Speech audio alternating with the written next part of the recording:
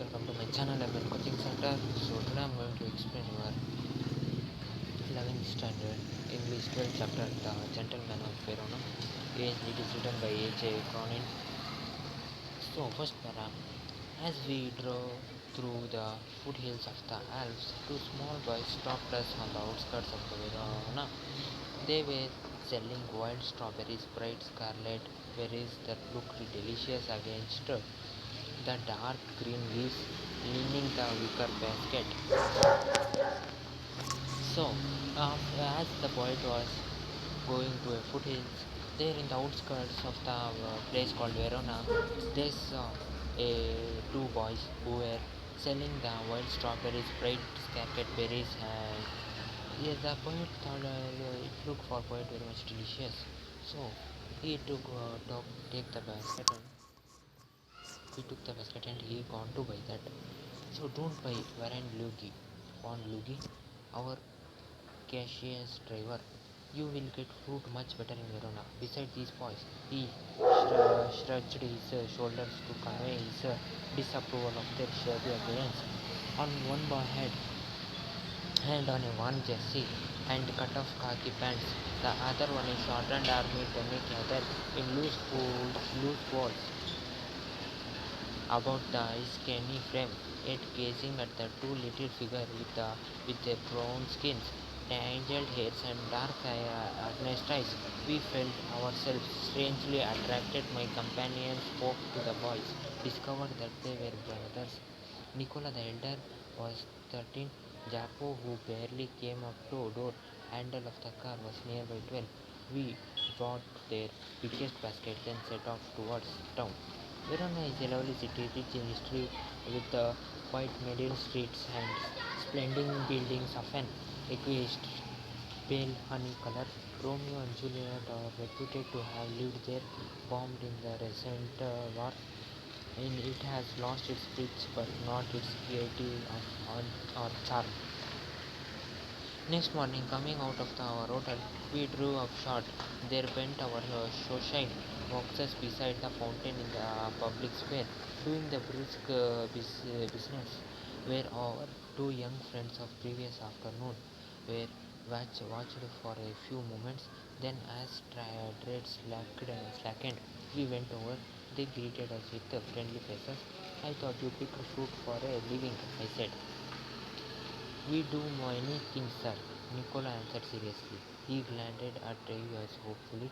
Often we show visitors through the town to Ju- Juliet's tomb and the other place of interest.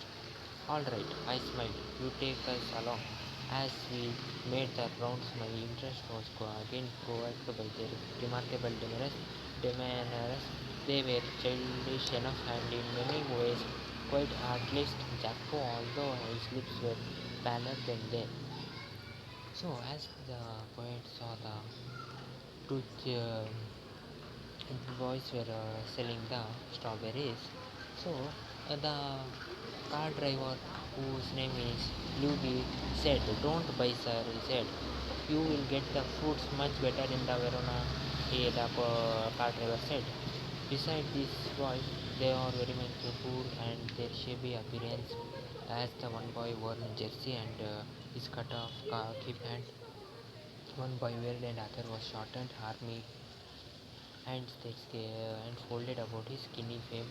Yet he was gazing at the two little figures with brown skins and hairs and dark eye color. So the poet were attracted to themselves, and the poet had a companion with him. He spoke to the boys, discovered that they both said that they were both our brother. Nicola, the elder one, is 13, and Japo, who came near to the handle of the car, door handle of the car, was 12. So they bought the biggest basket and set off towards town. They went towards town. So Verona, it is a lovely city. It is very much rich in this history. There is a rich history of the Verona, and with quite medieval streets and splendid buildings. And Romeo and Juliet, they both were lived in the Verona, the poet came to know. and recently and bombed in a recent war. There was a bomb attack in there, and it has lost its pitch but not the charm. The Verona city has not lost its charms. So after that, next morning, when the poet came out from the hotel, he drew up short, and there was bent over shoe shines boxes beside the fountain. Beside some shoe shine boxes he saw, and doing that brisk business where the two boys that they say yesterday selling the fruits. So the two boys, we watched for a few moments, then asked a trade.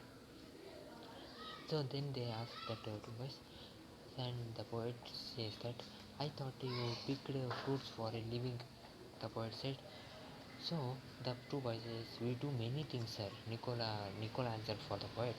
He glanced hopefully, and we also take the visitor to show the town. We also show the visitor the town, and they showed their poet as poet the Juliet Tom and other places of interest. The poet saw that, and all right, I smiled. You take us along. So all right, the poet smiled, and he said, come way along, we take us to the places.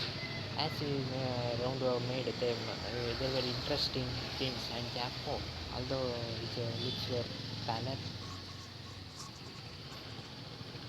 should have been was living as a squirrel. Nicholas' smile was steady and engaging, yet in both these faces there was a serious spiritual respect and air of purpose for beyond their years.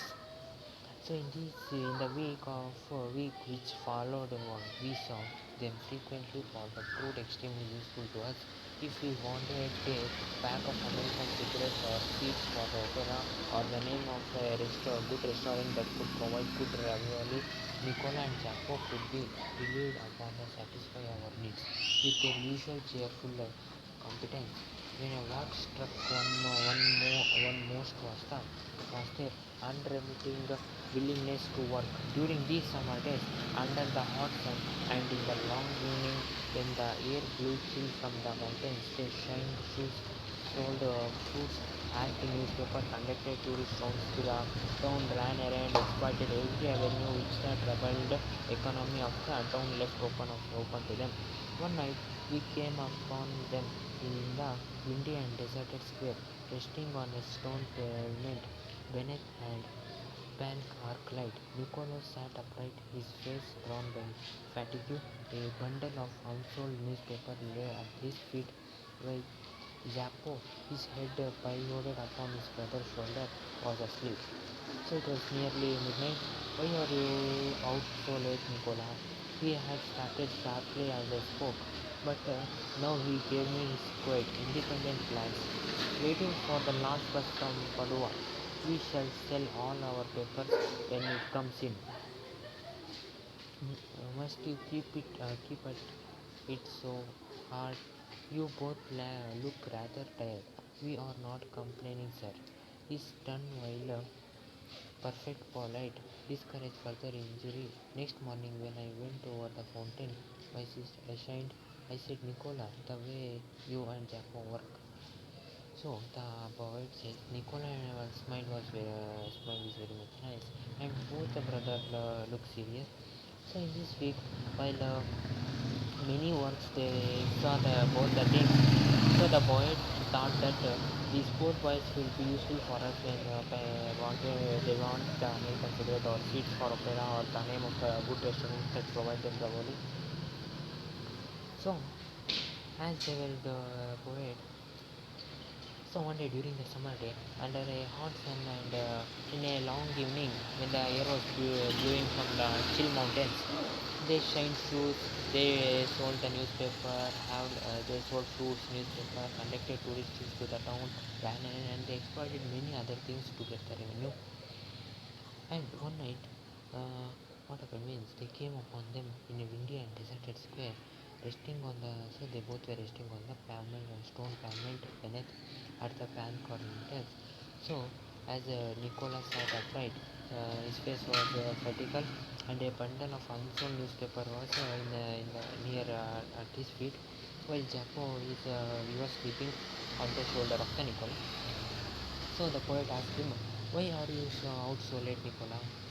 He had started sharply as I spoke, but now he gave me his independent plans. He talked very nicely.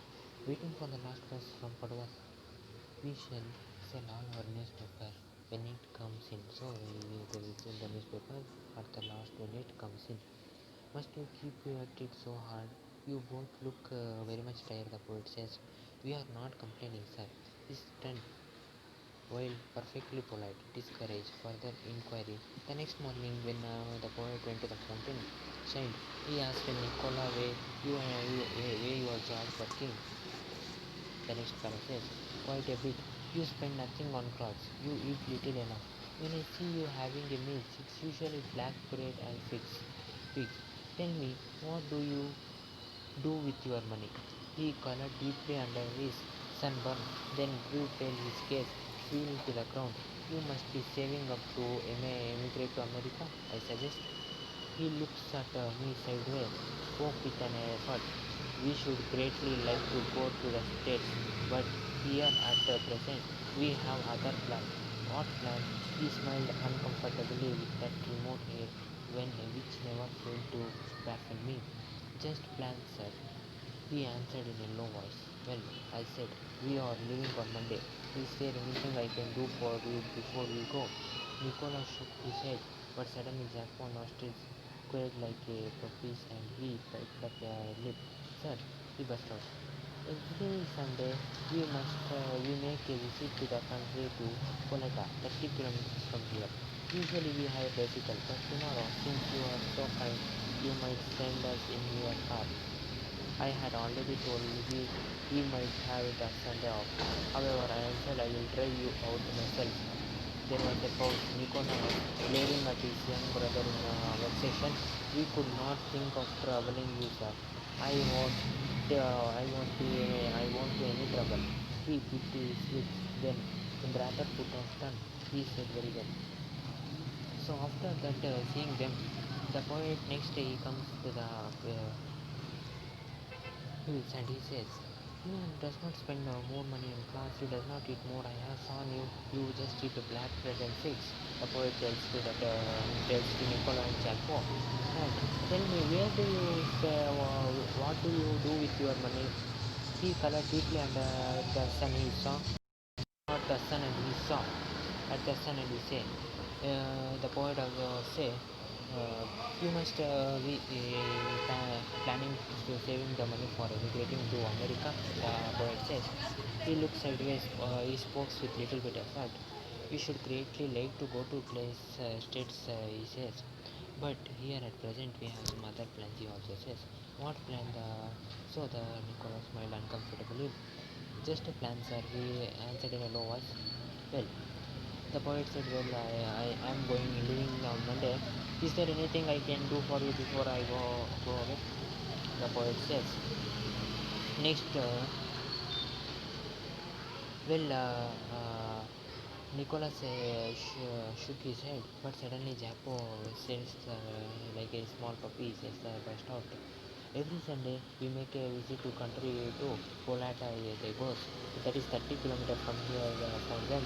Every time he takes bicycle, but tomorrow, since you are so kind, you might take us in your car, sir, he says. So the poet says, I have already told to Luigi, the driver, first he said don't take the fruits of them, sir. Luigi, he might have a Sunday off, the poet says. However, the poet answered, I will drive you out myself. So there was a pause and Niccolo was dashing on his young brother. He was a little bit angry. We could not think of troubling you, sir, the Niccolo says. So then it won't be a trouble, the poet says. He bit his lips. Then in a rather put off tone he said, very well, okay, sir, he says.